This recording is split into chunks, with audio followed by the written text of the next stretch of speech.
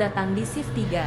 Saat kebanyakan orang terlelap, disinilah cerita-cerita yang tak pernah ingin diceritakan, justru mulai bernapas.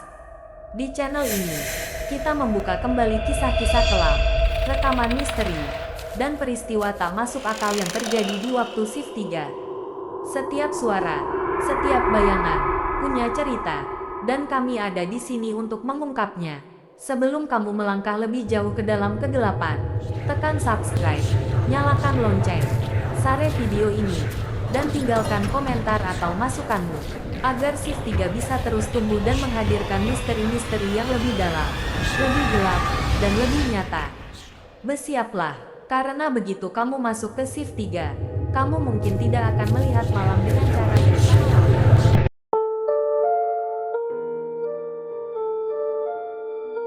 Kos murah di Malang ini punya satu aturan.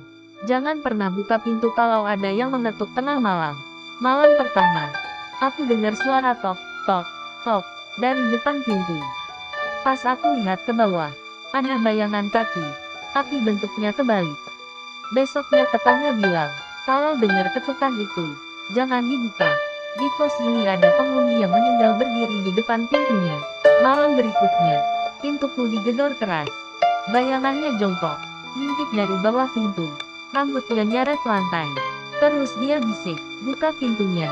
Aku sudah lama nunggu. Dan dari balik pintu, dia berdiri, tepat di depanku.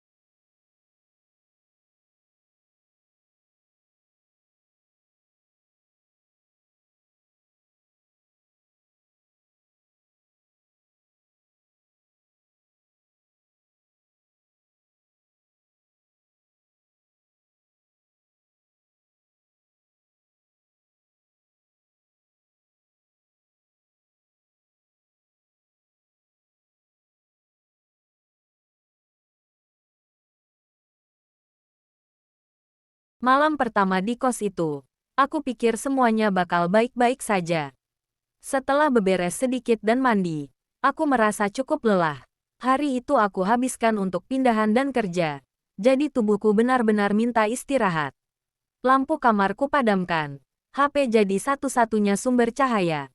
Aku tiduran sambil scroll sosial media, mencoba bikin diri rileks.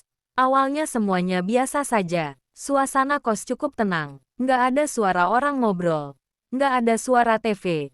Bahkan suara motor di luar gang pun samar. Tapi makin lama, keheningan itu malah bikin aku sadar kalau tempat ini terlalu sepi. Saking sepinya, suara nafas sendiri aja terdengar jelas. Sekitar jam 11 lewat, aku mulai ngantuk. Mata mulai berat, HP pun kumatikan. Kuletakkan di meja kecil di samping kasur. Aku tarik selimut, memejamkan mata, berusaha tidur cepat karena besok harus bangun pagi. Tapi baru beberapa menit memejamkan mata, aku mendengar suara itu. Kriit, kriit, aku langsung membuka mata. Suara itu datang dari arah pintu kamarku. Suara gesekan halus, seperti sesuatu yang diseret pelan di lantai. Aku diam dulu, berusaha memastikan aku nggak salah dengar. Bisa saja itu suara angin, kan? Atau suara kayu mengembang karena lembab. Tapi suara itu terdengar lagi. Kriit, kriit, kriit. Kali ini lebih panjang, lebih teratur. Nggak seperti bunyi random. Bunyi itu seperti langkah. Langkah kecil, pelan, jelas. Ritmenya stabil. Awalnya aku berusaha mikir logis. Mungkin itu kucing. Di daerah kos sering ada kucing liar yang suka keluyuran malam-malam. Tapi semakin aku dengarkan, semakin aku sadar kalau itu bukan suara kaki kucing. Suaranya terlalu berat untuk kucing, tapi terlalu ringan untuk manusia. Aku penasaran, tapi juga takut. Karena itu aku mencoba buat lihat ke arah pintu. Kamar itu gelap kecuali cahaya samar dari lampu lorong yang masuk lewat celah bawah pintu. Dan yang bikin aku makin merinding, pintunya bergoyang sedikit, pelan. Seolah ada sesuatu atau seseorang yang berdiri di depannya. Bukan dorongan keras, bukan gedoran, hanya goyangan kecil, halus tapi cukup buat aku tahu ada yang berdiri tepat di balik pintu. Jantungku mulai deg-degan, aku nahan napas, pikiran mulai kemana-mana. Apa mungkin Bu Kos keliru ngasih kamar ini? Apa mungkin memang ada sesuatu yang dia sembunyikan? Tapi rasa penasaran itu lebih besar dari takutku. Aku bangkit perlahan, menapakkan kaki ke lantai yang dingin. Rasanya seperti ada hawa es yang naik dari keramik dan menyelimuti kakiku. Aku jalan pelan ke arah pintu. Setiap langkah, suara kriit, kriit, itu berhenti. Dan ketika aku berdiri tepat di depan pintu, semuanya sunyi. Aku pegang gagang pintu, tanganku agak gemetar. Aku tarik napas panjang, lalu memutar gagangnya pelan. Pintu terbuka dengan bunyi engsel sedikit berdecit. Lorong di luar kamar gelap. Lampu kuning redup di ujung lorong berkedip pelan, seperti mau mati. Nggak ada siapa-siapa di sana. Nggak ada bayangan. Nggak ada suara. Tapi yang bikin aku nggak enak adalah hawa dingin yang tiba-tiba menyergap begitu pintuku buka. Bukan dingin biasa. Dingin ini seperti berasal dari sesuatu yang hidup atau mati. Aku nggak tahu. Tapi rasanya seperti saat kamu berdiri dekat seseorang. Tapi orang itu nggak terlihat. Aku merinding parah. Leher belakang terasa seperti ada yang menghembuskan udara dingin ke arahku. Aku cek lantai. Tidak ada jejak. Tidak ada benda jatuh. Tidak ada tanda kalau ada sesuatu yang lewat. Aku menutup pintu lagi. Begitu pintu tertutup rapat, aku putar badan untuk balik ke arah kasur. Baru 2 langkah, suara itu muncul lagi. Tok, tok, tok. Ketukan pelan dari sisi luar pintu. Bukan keras, tapi cukup buat aku mendengar jelas. Tok, tok, tok. Ketukannya teratur, pelan, seperti seseorang atau sesuatu mengetuk hanya dengan ujung kukunya. Tidak kasar, tidak memaksa, tapi seperti undangan. Seperti ajakan halus agar aku membuka pintu lagi. Aku langsung membeku, jantungku berdegup kencang, tanganku sedikit berkeringat. Aku mencoba berpikir logis. Mungkin itu teman kos. Tapi, jam segini, tanpa suara langkah, dan ada sesuatu yang aneh. Saat pintu tadi kubuka, lorong kosong. Tidak ada siapapun, tidak ada tempat buat sembunyi. Mustahil seseorang tiba-tiba muncul hanya beberapa detik setelah aku menutup pintu. Aku berdiri di tengah kamar, memandang pintu itu lama. Suara ketukan itu berhenti sebentar. Aku berpikir suaranya selesai, tapi tiba-tiba terdengar lagi. Kali ini lebih pelan tapi lebih panjang. Tok, tok, tok, seperti seseorang sedang mengetuk sambil menahan tawa, atau sambil menunggu reaksiku. Aku tidak berani mendekat, aku hanya mundur perlahan. Duduk di tepi kasur. Lampu masih mati. Jadi aku hanya mengandalkan cahaya kecil dari HP yang tadi kutaruh di meja. Bayangan pintu tampak samar. Aku bisa lihat bagian bawah daun pintu, celah kecilnya, dan bayangan redup dari cahaya lorong. Aku menatap celah itu lama, dan tiba-tiba, aku melihat sesuatu yang membuat kulitku dingin. Ada bayangan melewati celah pintu. Bukan bayangan manusia. Bayangan itu terlalu kecil, tapi juga terlalu panjang. Seperti kaki, tapi bukan kaki normal. Seolah bentuknya tidak benar, seperti menekuk ke arah yang nggak wajar. Bayangan itu berhenti tepat di depan pintu. Aku menutup mulut dengan tangan agar tidak teriak. Nafasku sesak. Aku merasa seluruh tubuhku terpaku. Ada yang berdiri di luar pintu kamarku. Diam, tidak bergerak, tidak bersuara. Tapi aku tahu itu ada. Aku mencoba memberanikan diri mengambil HP pelan-pelan. Cahaya HP menyinari sedikit bagian pintu. Bayangan di bawah pintu itu bergerak pelan, seperti berpindah posisi. Bukan pergi, hanya berubah arah. Seolah sesuatu di luar sana memiringkan kepala, memperhatikan aku dari balik pintu. Aku memejamkan mata sebentar, membaca doa sebisaku. Aku ingin teriak tapi tenggorokanku mengeras. Aku ingin lari tapi kakiku lemas. Ketukan itu muncul lagi, pelan, 3 kali. Tok, tok, tok. Tapi kali ini, setelah ketukan ketiga, aku mendengar sesuatu yang jauh lebih membuatku gemetar. Deru napas dari balik pintu, pelan, tapi jelas. Seperti seseorang menarik napas hanya beberapa sentimeter dari kayu pintu. Aku tahu, apapun itu, dia sedang berdiri sangat dekat. Menempel, menghadap pintu, menghadap ke arahku. Aku menatap pintu dengan mata membelalak. Aku tidak tahu harus melakukan apa. Aku tidak bisa buka pintu. Aku tidak bisa panggil orang. Suara napas itu terus terdengar pelan, teratur, seolah menunggu aku melakukan sesuatu. Aku mengambil bantal dan memeluknya erat. Keringat dingin turun dari pelipis. Waktu terasa berjalan sangat lambat. Suara detak jam dinding terdengar lebih keras. Lebih cepat, tapi napas itu tetap ada. Aku duduk begitu lama di tepi kasur, sampai rasanya tubuhku mati rasa. Suara ketukan dan napas itu akhirnya meredup, lalu menghilang. Tapi aku tetap sama sekali tidak berani mendekati pintu. Malam itu, aku sama sekali tidak bisa tidur. Aku hanya menunggu matahari muncul, berharap semuanya kembali normal. Tapi sebagian dari diriku tahu, itu bukan hal yang normal. Itu bukan manusia, dan itu baru malam pertama. Pagi itu udara di lorong kos masih terasa dingin. Dingin yang sama seperti waktu aku membuka pintu semalam. Aku keluar kamar sambil mengucek mata karena semalaman hampir nggak bisa tidur. Rasanya setiap kali aku mau merem, selalu ada yang ngetuk pintu pelan. Kadang sekali, kadang 2 kali, kadang lama banget sampai bikin aku kesel sendiri. Tapi jelas terasa kalau itu bukan suara kucing atau tikus. Suaranya terlalu ritmis, terlalu seperti tangan manusia. Aku lagi mau ke kamar mandi waktu tiba-tiba pintu kamar sebelahku kebuka. Cowok kurus dengan rambut acak-acakan keluar sambil bawa ember kecil. Wajahnya pucat kayak abis begadang seminggu. Dari tatapannya aja aku tahu dia bukan baru sekali ngalamin malam buruk di sini. Dia ngelihat aku sebentar, terus langsung nanya, "Malam tadi, kamu dengar sesuatu?" Nada suaranya buru-buru, kayak takut aku jawab iya. Aku diam sebentar, tapi wajahku yang masih lelah sepertinya udah jadi jawaban. Aku akhirnya mengangguk. Dengar, pintu kayak digedor, lalu kayak ada suara orang jalan mondar-mandir di depan kamar. Wajahnya langsung berubah pucat, lebih pucat dari sebelumnya. Dia nutup pintunya pelan, lalu berdiri lebih dekat ke arahku. Seolah takut ada yang dengar. "Kalau dengar gitu," bisiknya, "jangan dibuka.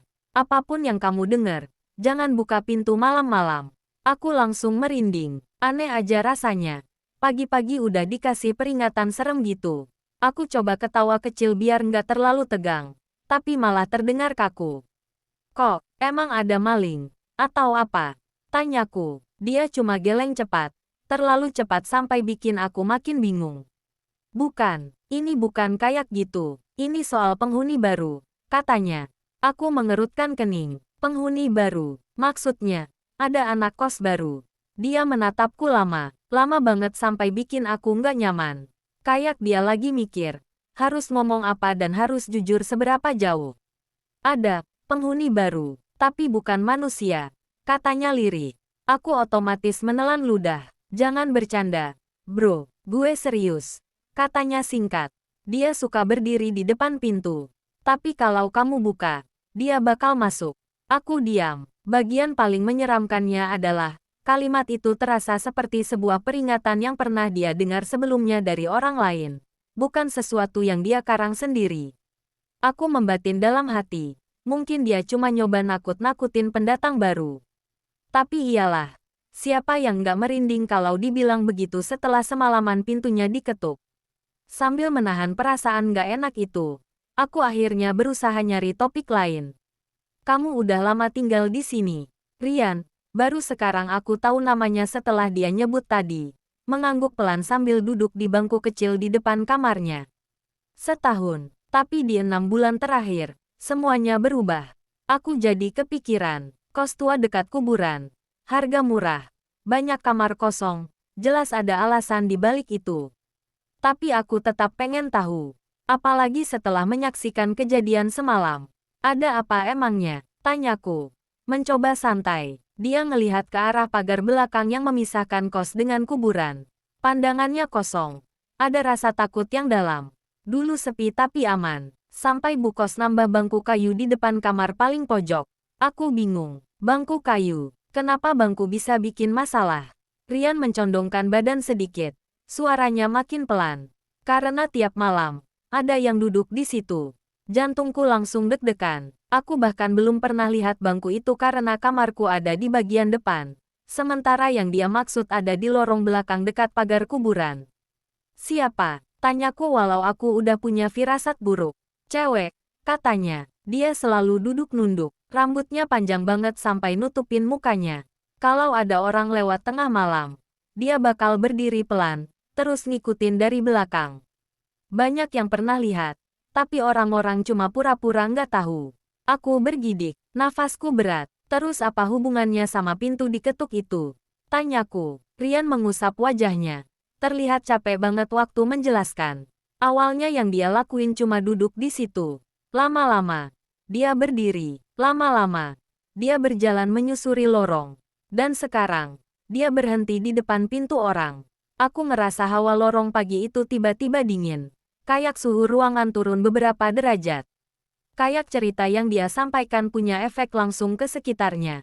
Rian menatapku lagi. Dulu ada anak kos baru. Kayak kamu. Dia dengar pintunya diketuk malam pertama. Karena dia pikir itu aku atau Bu Kos. Dia buka. Besok paginya, dia pindah mendadak. Katanya dia lihat perempuan berdiri nempel di pintunya. Rambutnya nutupin wajah. Tapi tubuhnya miring kayak patah. Mulutku terasa kering. Aku membayangkan skenario itu. Dan otakku langsung nolak. Tapi itu kan cerita orang. Bisa aja lebay. Kataku mencoba menenangkan diri. Rian menggeleng pelan. Semalam, pintumu diketuk. Kan? Itu bukan hewan, Mel. Dan kamu tahu itu. Aku nggak bisa jawab. Karena memang benar. Suara itu terlalu nyata untuk hanya sekadar hewan. Setelah itu Rian pergi ke kamar mandi. Aku tetap berdiri di lorong sambil memikirkan semua ucapannya. Suara ketukan, langkah kecil, pintu bergoyang. Semua pas sama apa yang aku alami tadi malam. Akhirnya aku kembali ke kamar. Pagi itu suasana kamar berantakan karena aku gelisah semalaman. Aku duduk di kasur sambil memegang kepala. Rasanya aku pengen pindah kos secepatnya. Tapi alasannya konyol banget kalau aku jelasin ke kantor atau keluarga. Aku mau coba berpikir logis, tapi kejadian semalam benar-benar terasa nyata. Dan ucapan Rian tadi bukan kayak cerita iseng mahasiswa gabut. Dia ngomong sambil ketakutan sungguhan. Siang harinya aku memutuskan untuk keluar kos sebentar buat beli makan siang di warung dekat gang. Cuaca cerah, tapi entah kenapa aku tetap merasa diawasi. Setiap kali aku ngelewatin pagar belakang, aku selalu melirik ke kuburan itu sebentar. Batu nisan berjajar, beberapa sudah miring dan ditumbuhi lumut. Ada satu pohon besar yang menjulang tinggi, akarnya menembus tanah. Tapi yang paling bikin aku nggak enak adalah area itu sangat sepi. Nggak ada suara apapun, bahkan burung. Aku pulang lagi ke kos sore hari, dan melihat Rian duduk di depan kamarnya sambil merokok. Dia kayak sedang mikirin sesuatu. Aku mau nyapa tapi dia duluan yang ngomong. Mel, katanya pelan, kalau malam nanti ada suara apapun, jangan buka pintu. Anggap aja nggak dengar. Aku cuma mengangguk. Aku nggak mau panjang lebar lagi karena aku tahu dia nggak bercanda. Aku akhirnya masuk ke kamar dan mengunci pintunya. Malam itu aku mencoba tidur lebih cepat. Tapi sekitar jam 12 lewat, aku mulai dengar suara yang familiar. Pertama pelan, kriit, kriit, seperti ada sesuatu yang menyeret kaki di lantai. Setelah itu suara langkah kecil, kayak seseorang berjalan dengan pelan di lorong. Aku langsung bangun dan duduk di kasur. Jantungku berdetak kencang. Langkah itu makin dekat. Makin lama tepat berhenti di depan pintuku. Aku menahan napas. Beberapa detik hening. Lalu, tok, tok, tok. Suara ketukan itu pelan tapi jelas. Ketukannya juga lambat. Kayak orang yang gak buru-buru. Setiap jedanya panjang. Bikin dadaku makin sesak. Aku menggigit bibirku kuat-kuat. Mencoba nahan dorongan buat bangkit dan melihat. Tok, tok, tok. Kali ini lebih keras sedikit. Aku menutup telinga pakai bantal. Tapi suara itu tetap terasa. Tok, tok, tok. Lalu, setelah ketukan terakhir itu, suara lain menyusul. Suara napas pelan. Persis di bawah celah pintu. Seakan ada yang sedang berdiri tepat di luar sana. Menunduk dan mengendus. Aku membeku. Aku nggak berani gerak sampai suara itu akhirnya perlahan-lahan menjauh. Malam itu aku baru sadar satu hal. Penghuni baru yang diceritakan Rian itu bukan sekadar lewat.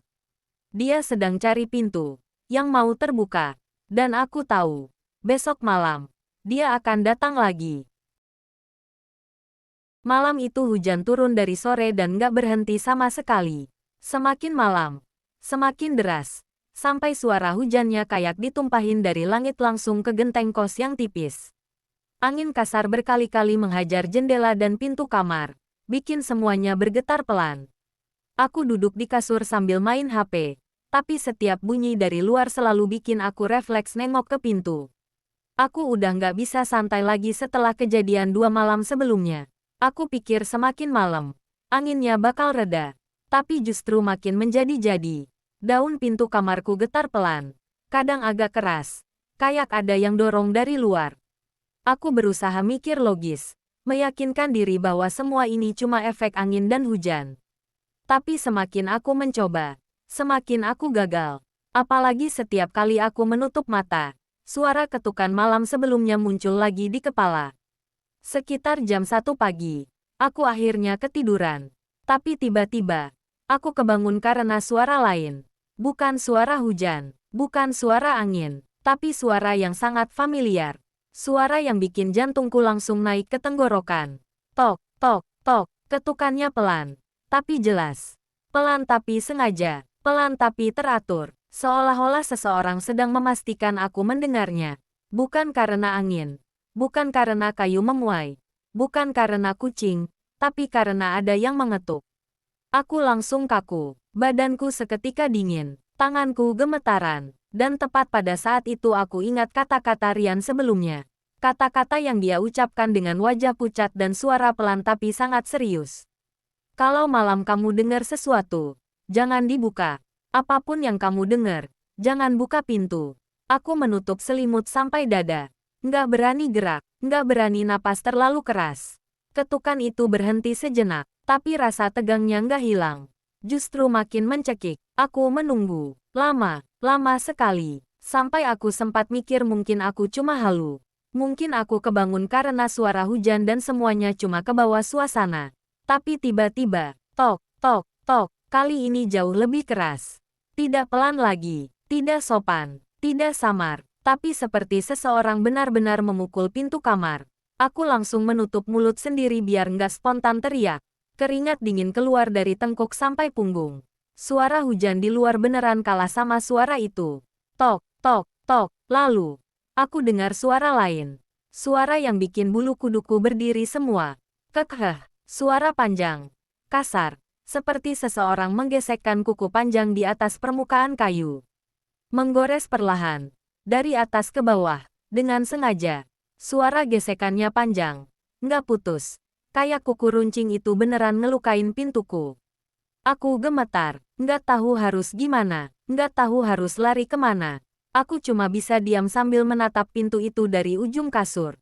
Dan saat itu terjadi, dari celah kecil di bagian bawah pintu yang biasanya cuma jadi tempat cahaya lorong masuk sedikit. Aku melihat sesuatu yang membuat napasku langsung hilang. Sebuah bayangan kaki, tapi bukan kaki normal. Kaki itu menghadap ke arah yang salah. Telapak kakinya seperti terbalik, mengarah ke dalam tubuh, bukan ke depan. Posisinya aneh, bengkok, seperti sendi-sendi di dalamnya patah tapi tetap dipaksa berdiri. Bayangan itu nggak goyang meski pintunya bergetar karena angin. Tidak bergerak sedikit pun, diam, kaku. Tegak, seolah-olah pemiliknya sedang berdiri tepat di depan pintu kamarku, menunggu. Aku langsung menutup mulut pakai kedua tangan. Tenggorokanku terasa panas, tapi suaraku terkunci. Air mata mulai keluar tanpa aku sadari. Tubuhku gemetar hebat, bayangan itu tetap di situ. Lama, terlalu lama untuk disebut halusinasi. Lalu, dari balik kayu pintu, aku mendengar sesuatu yang lebih buruk dari ketukan atau gesekan kuku. Napas, bukan napas orang capek, tapi napas pendek-pendek yang terdengar patah. Hah, hah, hah. Seolah-olah sosok di luar pintu itu sedang membungkuk dekat sekali dengan permukaan pintu. Mungkin menempelkan wajahnya, sambil berusaha bernapas dengan cara yang gak wajar. Aku meremas selimut, seluruh tubuhku hampir lumpuh. Hah, hah, hah. Dan kemudian, terdengar suara lain. Bisikan, suara perempuan, pelan. Serak, tapi jelas sekali. Buka pintunya. Aku langsung tutup telinga, menjepit kedua telingaku pakai bantal. Tapi suara itu tetap terdengar. Bisikannya seperti langsung diucapkan di dalam kepalaku.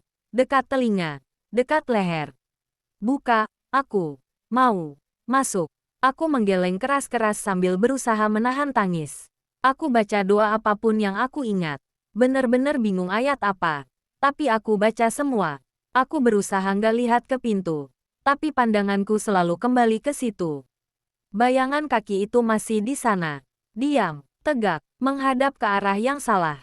Sampai akhirnya, setelah entah berapa menit yang terasa seperti berjam-jam, suara gesekan itu berhenti. Napas itu berhenti, bisikan itu berhenti, bayangan di bawah pintu bergerak sedikit. Aku langsung kaget dan mundur. Tapi ternyata bukan mendekat. Bayangannya pelan-pelan bergeser menjauh. Seperti langkah yang perlahan tapi pasti berjalan mundur. Kriet, kaki itu melangkah mundur perlahan. Seolah diseret. Sampai akhirnya bayangannya hilang dari celah pintu. Aku tetap nggak berani bangun. Aku tetap nggak berani mendekati pintu. Suara langkah kecil itu terus menjauh di lorong. Semakin lama semakin pelan. Sampai akhirnya hilang sama sekali. Tenggelam oleh suara hujan dan angin. Aku diam di kasur, tubuh kaku, sampai jam 3:30 pagi. Baru setelah suara azan subuh sayup-sayup terdengar dari kejauhan, aku merasa bisa bernapas lagi. Aku akhirnya bangkit pelan dan duduk di pojok kasur sambil memeluk lutut. Mata masih berkaca-kaca, aku melihat pintu kamar itu. Dan aku sadar, bekas goresan kuku yang tadi ku dengar benar-benar ada di sana. Membentuk garis panjang, tipis, tapi nyata. Kayu pintuku beneran terkelupas. Itu bukan mimpi, itu bukan halusinasi. Dan sosok itu, benar-benar berdiri di depan pintuku. Menunggu. Malam itu aku sadar satu hal. Penghuni baru yang diceritakan Rian bukan sekadar lewat atau gentayangan tanpa tujuan. Sosok itu mencari pintu yang terbuka. Dan entah kenapa, dia memilih kamarku. Dan aku tahu. Malam berikutnya keadaan gak akan lebih baik. Sosok itu akan kembali. Mungkin lebih dekat, mungkin lebih lama, mungkin lebih berani. Dan yang paling aku takuti, Mungkin nanti dia nggak cuma mengetuk. Mungkin dia akan mencoba memutar gagang pintu. Pagi itu matahari belum tinggi, tapi udara di kos masih lembab kayak abis disiram air dingin. Hujan semalam meninggalkan jejak, lantai lorong basah.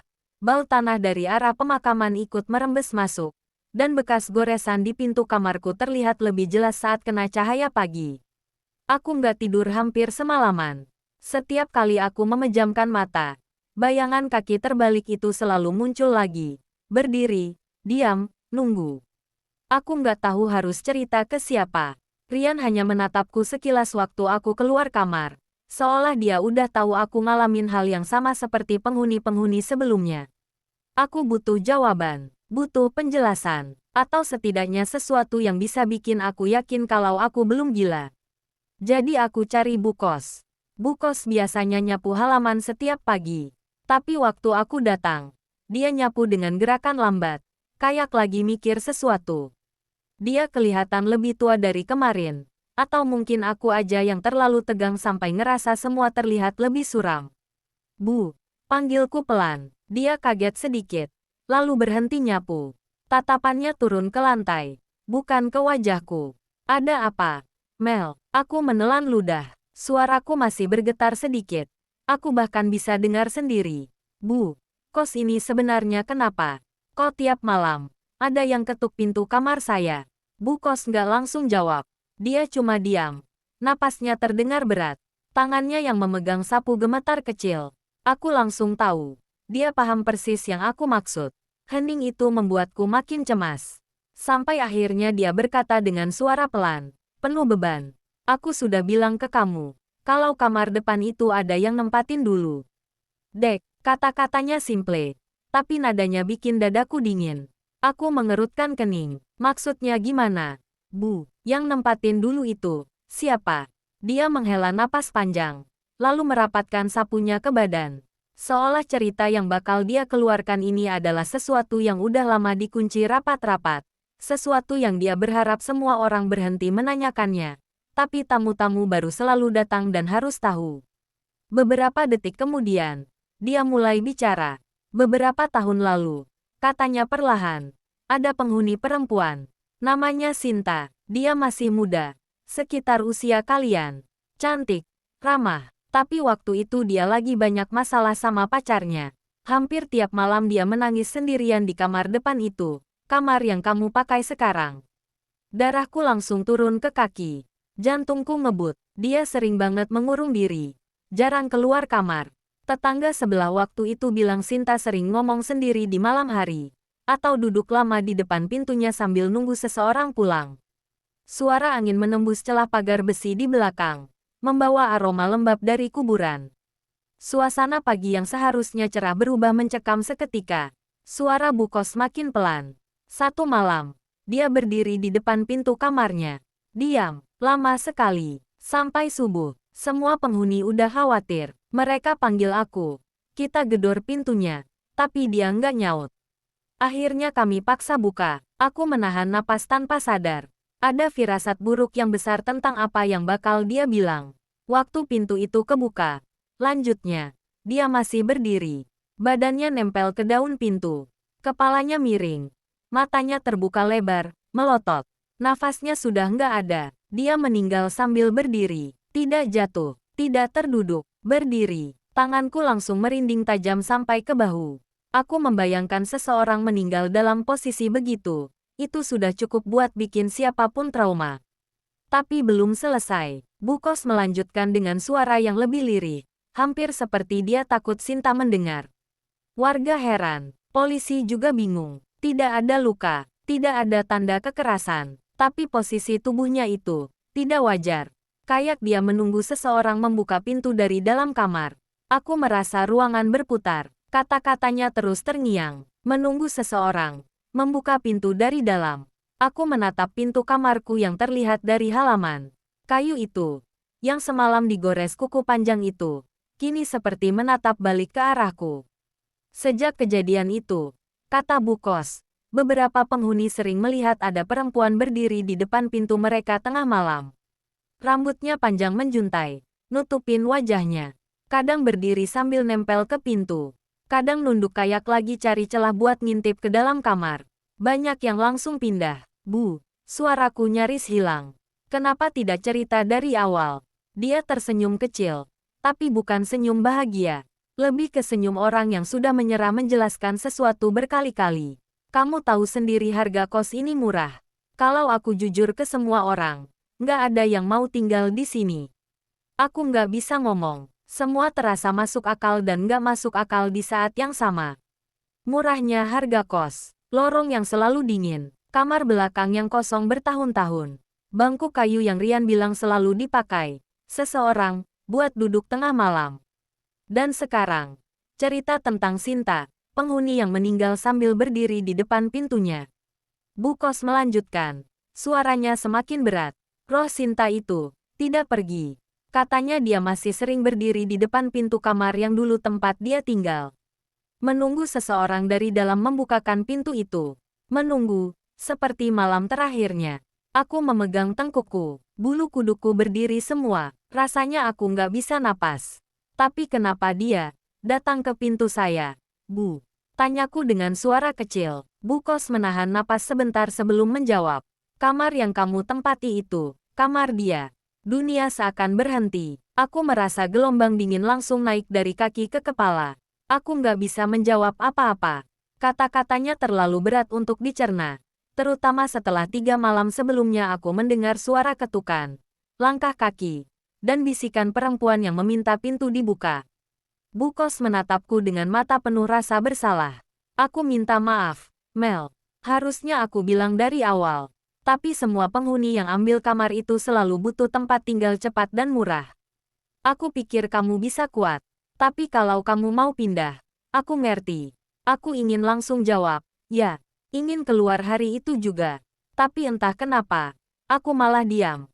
Bukan karena aku ingin tinggal di sana, tapi karena otakku benar-benar belum siap memproses semuanya. Aku menghela napas panjang. Bu, kemarin, saya lihat bayangan kaki di bawah pintu. Kakinya kebalik. Itu, apa juga Sinta? Bu Kos menutup mata pelan.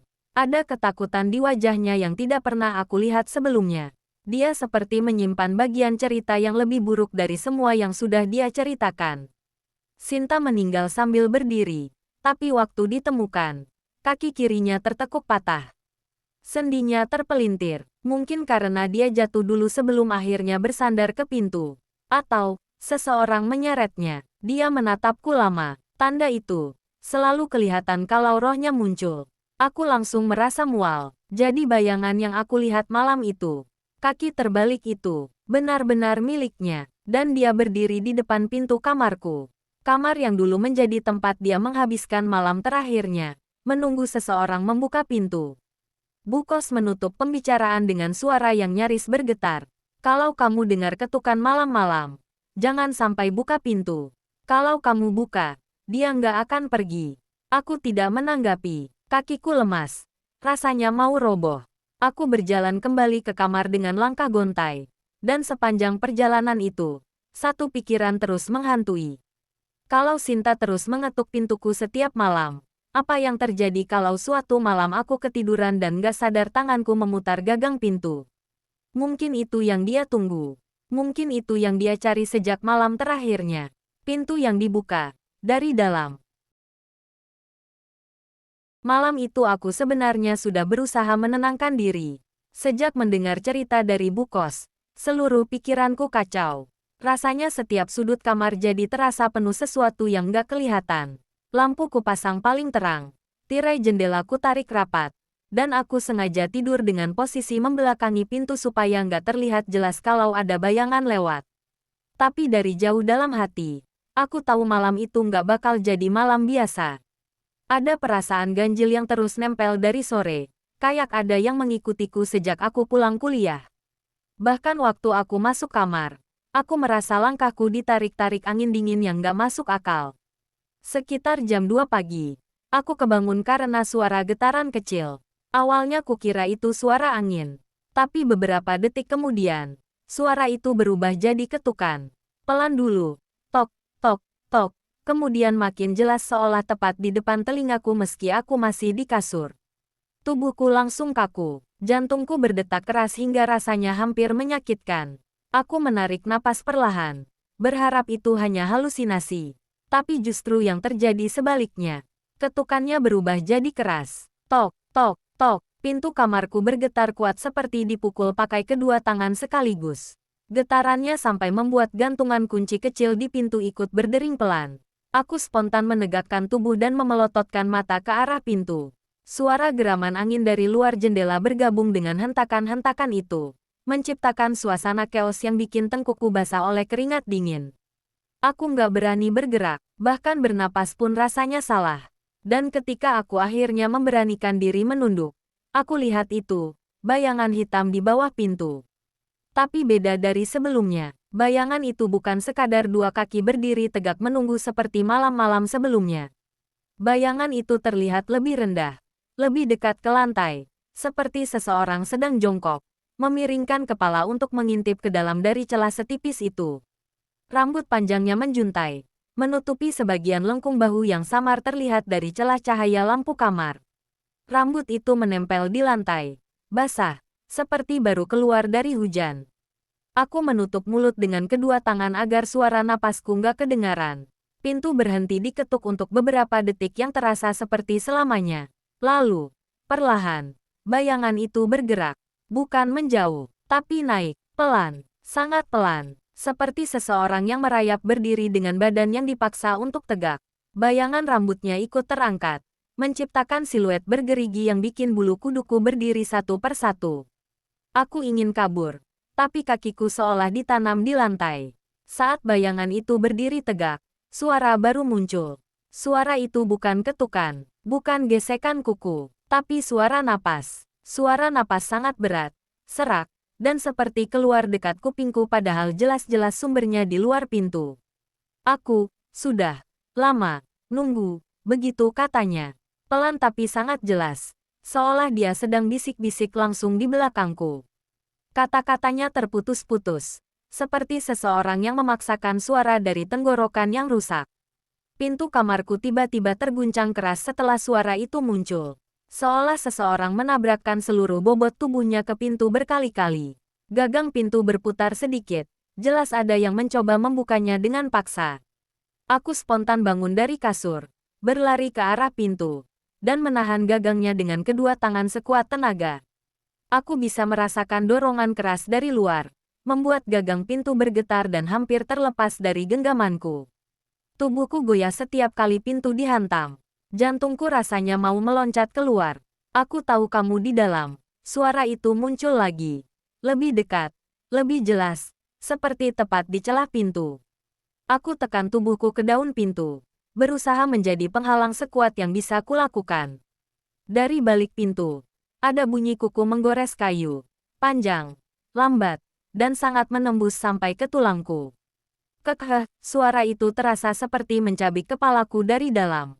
Dan saat aku masih berkutat menahan pintu, tiba-tiba aku dengar suara lain, di belakangku. Suara napas pelan, teratur, seperti seseorang berdiri tepat di belakangku, mengamatiku. Napas itu terlalu dekat, terlalu nyata, padahal aku tahu benar. Aku sendirian di kamar. Aku terlalu takut untuk menoleh. Setiap bagian tubuhku menjerit menyuruhku jangan lihat, jangan balik badan, jangan beri perhatian. Tapi napas itu terus ada. Kadang terasa berat, kadang seperti menghembuskan udara dingin ke tengkukku. Aku mulai gemetar hebat, tangan dan kakiku seperti nggak bisa kugerakkan dengan sempurna. Sementara dari luar pintu, dorongan makin kuat.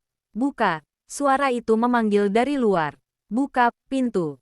Lalu dari belakangku, suara napas itu berubah jadi bisikan halus yang hampir nggak terdengar, tapi cukup untuk membuat seluruh tubuhku membeku. Dia sudah di sini. Aku hampir pingsan. Rasanya dunia mengecil dan ruang kamar terasa sempit, seperti dinding-dinding bergerak mendekat. Aku hanya bisa menekan pintu dengan tenaga yang tersisa sambil memejamkan mata kuat-kuat. Aku membaca doa dalam hati, tapi lidahku keluh. Aneh, sangat aneh. Tubuhku tiba-tiba merasa berat, seperti ada seseorang yang berdiri persis di belakangku dan memegang bahuku. Sentuhan itu dingin, lembab, seperti tangan yang sudah lama berada di kuburan basah. Aku berteriak tanpa suara. Tenggorokanku seperti terkunci. Aku hanya bisa meronta dalam hati, berharap apapun yang ada di luar dan di dalam kamar itu pergi. Pintu kembali berguncang keras. Sampai-sampai engselnya berdecit. Aku bisa merasakan daun pintu melengkung sedikit dari tekanan kuat itu. Kuku dari luar mencakar lagi. Kali ini lebih cepat. Lebih marah. Seperti makhluk itu tahu aku menolak kehadirannya. Sementara itu, suara di belakangku berubah. Napas yang awalnya dekat kini terdengar berpindah ke atas. Seakan-akan sosok itu naik, atau berdiri semakin tinggi. Aku bisa merasakan hawa dingin menetes dari atas kepalaku. Seolah sosok itu membungkuk, menempelkan wajahnya dekat kepalaku. Rambut panjang, entah berasal dari siapa dan bagaimana, terasa menyapu punggungku dengan gerakan yang sangat pelan. Aku ingin menangis. Dia sudah melihatmu. Bisik suara itu, lebih lembut tapi jauh lebih menakutkan. Tiba-tiba semua suara hilang. Ketukan berhenti, goresan berhenti, napas di belakangku hilang seperti angin yang tersedot keluar ruangan. Pintu berhenti didorong, hening yang sangat mencekam sampai suara detak jam dinding terdengar seperti pukulan palu di dalam kepala. Aku tetap memegang gagang pintu mungkin selama beberapa menit tanpa sadar. Tanganku berkeringat dingin, dan tubuhku seperti mati rasa. Aku nggak tahu kapan tepatnya aku akhirnya memberanikan diri menoleh. Pelan, sangat pelan, ruangan terlihat sama seperti sebelumnya. Kosong, tapi hawa dingin yang tersisa mengatakan sesuatu baru saja terjadi di kamar itu. Sesuatu yang bukan sekadar gangguan. Sesuatu yang sedang mengamatiku. Sesuatu yang ingin masuk. Dan aku tahu, malam itu bukan puncak. Itu baru permulaan. Aku pikir malam itu sudah mencapai batas paling mencekam dari hidupku. Sudah cukup dengan ketukan, goresan kuku, dan bayangan kaki terbalik di bawah pintu. Tapi ternyata aku salah besar. Ketika aku menahan pintu dengan seluruh tenaga, aku benar-benar yakin sosok itu hanya ada di luar. Hanya mencoba masuk, hanya satu arah ancaman yang harus kutahan. Tapi justru ketika fokusku sepenuhnya tertuju pada gagang pintu yang terus berputar, aku merasakan sesuatu yang tidak mungkin terjadi. Sebuah tangan dingin menyentuh pundakku dari belakang. Sentuhan itu begitu nyata, berat, dingin seperti es, menusuk sampai ke tulang. Bukan ilusi, bukan angin. Itu benar-benar sentuhan manusia, atau sesuatu yang pernah jadi manusia. Tubuhku langsung lumpuh. Aku bahkan lupa bagaimana caranya bernapas. Perlahan, sangat perlahan, aku memaksa tubuhku berputar. Dan ketika aku menoleh, semuanya runtuh. Di sudut kamar, tepat di bawah rak buku kecilku, berdiri sosok perempuan dengan posisi membelakangiku. Rambutnya panjang, hitam kusut, jatuh menutupi hampir seluruh punggung. Bajunya lusuh, menempel pada kulit seperti abis kehujanan. Ada tetesan air jatuh pelan dari ujung rambutnya, membuat lantai kamarku basah. Tubuhnya kaku, bukan seperti orang hidup yang sedang berdiri. Lebih seperti seseorang yang sudah meninggal berhari-hari, lalu dipaksa berdiri tegak oleh sesuatu yang tidak seharusnya. Aku ingin berlari saat itu juga, tapi kakiku seolah menempel pada lantai. Tubuhku bergetar hebat, suasana kamar seketika berubah sangat dingin, sampai-sampai uap napasku terlihat samar. Perempuan itu tidak bergerak sedikit pun. Tak ada suara, tak ada napas. Hanya kehadirannya saja yang sudah cukup membuatku hampir pingsan. Kemudian sesuatu yang tidak manusiawi terjadi. Kepalanya mulai bergerak, bukan menoleh seperti manusia normal, tapi benar-benar berputar ke belakang. Perlahan, sangat perlahan, ada suara halus seperti tulang yang digeser paksa. Retakan-retakan kecil yang berulang. Rambutnya terpeleset sedikit, memperlihatkan bagian leher yang menegang dan memanjang seolah tidak memiliki batas. Aku mundur tanpa sadar. Punggungku menempel ke daun pintu. Ketika kepalanya akhirnya berhenti berputar 180 derajat, aku melihat wajahnya. Matanya kosong, sangat kosong. Seperti dua lubang hitam yang tidak dipenuhi apapun kecuali kehampaan. Kulit sekitar matanya pucat membiru, seolah aliran darahnya sudah lama berhenti. Tapi bagian paling membuatku ingin muntah adalah mulutnya. Sobek sampai ke pipi. Seperti seseorang merobeknya dengan dua tangan dari kedua sisi. Luka itu tidak mengeluarkan darah. hanya menganga gelap dengan gigi-gigi yang tidak lurus dan terlalu banyak, seperti gigi orang yang memakan sesuatu dengan rakus bertahun-tahun. Lalu dia berbicara, suaranya bergetar, pecah, serak, dan terdengar seperti dua suara sekaligus, suara perempuan dan suara sesuatu yang lebih tua, lebih gelap. Buka pintunya, biar aku masuk. Ketika suara itu keluar, seluruh tubuhku lumpuh. Gagang pintu di belakangku ikut bergerak lagi. Padahal aku yakin, sangat yakin, aku sudah mengunci pintu 2 kali. Tapi kunci itu berputar pelan, seolah disentuh dari kedua sisi sekaligus. Pintu kamar bergeser beberapa milimeter. Ada udara dingin menyelinap masuk dari pinggirnya. Tanpa aku sempat melakukan apapun, pintu itu terbuka sendiri. Bukan terbuka normal, tapi terbuka perlahan seperti sengaja dibukakan oleh sesuatu dari luar yang tidak sabar menunggu. Angin malam yang sangat dingin masuk ke kamar. Tirai jendela bergoyang meski jendela tertutup. Lampu kamar meredup seperti hampir padam. Saat pintu terbuka penuh, perempuan itu bergerak. Tidak berjalan, tidak melangkah, tidak merayap, tapi seperti terseret oleh sesuatu yang tak terlihat. Tubuhnya bergerak cepat ke arah pintu. Ke posisi yang sama persis seperti yang aku lihat dari bawah pintu pada malam-malam sebelumnya. Berdiri tegak, diam, menghadap lurus ke dalam kamar. Kepalanya tetap dalam posisi berputar 180 derajat, membuat wajahnya yang mengerikan tetap menghadapku meski tubuhnya menghadap pintu. Seolah dia kembali ke tempatnya, tempat favoritnya, tempat ia menunggu seseorang membuka pintu. Itu momen ketika tubuhku akhirnya bisa bergerak. Entah bagaimana, entah dari mana, aku menemukan tenaga untuk berlari.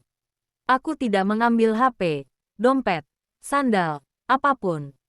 Aku hanya berlari, menerjang pintu yang masih terbuka, melewati dia, hanya beberapa sentimeter dari wajahnya yang menganga. Saat aku melewatkannya, aku bisa merasakan aroma busuk air tergenang bercampur tanah basah, seperti tubuh yang dibiarkan lama di ruang lembab. Aku berlari menuruni tangga kos seperti orang gila, hampir jatuh 2 kali, lalu aku menembus pintu depan tanpa menoleh sedikit pun. Aku terus berlari ke jalan besar, tidak peduli kalau hanya memakai kaos tipis dan celana tidur. Tidak peduli udara dingin yang menusuk. Tidak peduli ada orang yang melihatku dengan tatapan aneh. Yang ada hanya satu hal dalam pikiranku. Pergi sejauh mungkin dari gang itu. Sejak malam itu, aku tidak pernah kembali ke kos itu. Semua barangku kutinggalkan. Bahkan ketika Bu Kos mencoba menghubungi untuk menanyakan kapan aku akan mengambil barang, aku tidak menjawab. Aku tidak sanggup kembali ke sana meski hanya untuk membuka pintu dari jauh. Beberapa minggu kemudian, saat aku sudah pindah ke tempat lain, aku mendengar kabar dari tetangga kos yang kebetulan ketemu di warung dekat kampus. Dengan wajah tenang, dia bilang kalau kamar depanku sudah ditempati lagi. Penghuni baru, katanya anak kuliahan juga, baru pindahan dari luar kota. Aku tiba-tiba merinding waktu mendengar itu, tapi aku berusaha cuek. Sampai tetanggaku melanjutkan kalimatnya, kasihan anak baru itu. Katanya tiap malam, dia sering lihat perempuan berdiri di depan pintunya. Diam, nggak bergerak, seperti nungguin dia buka pintu. Setelah mendengar itu, aku kehilangan selera makan seketika. Ternyata apa yang terjadi padaku bukan kebetulan. Bukan gangguan sesaat. Sosok itu memang mencari seseorang. Menunggu seseorang. Dan siapapun yang tinggal di kamar depanku, akan mengalami hal yang sama. Atau mungkin lebih buruk. Karena aku sempat melihat wajah itu. Dan aku tahu, dia belum selesai. Tidak akan pernah selesai.